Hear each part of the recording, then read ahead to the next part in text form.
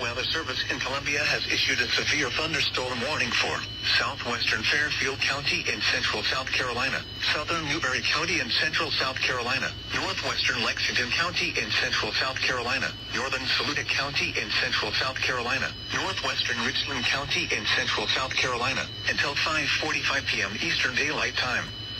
At 5:02 p.m. Eastern Daylight Time, a severe thunderstorm was located over Newberry, moving southeast at 15 miles per hour. The following hazards are expected: 60 miles per hour wind gusts and quarter-size hail. Source: radar indicated.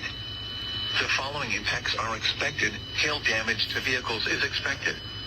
Expect wind damage to trees and power lines. Locations impacted include Newberry, Prosperity, Jenkinsville, Newberry College, Fair Island State Park, Chapin, Little Mountain, Omaria, Silver Street, Peak, Putnam's Landing, White Rock, Rocky Point Recreation Area, Hollywood Elementary School, Chapels Fire Station, Melbourne Park, Lighthouse Marina, Stony Hill, Newberry County Detention Center and Fairview Fire Station.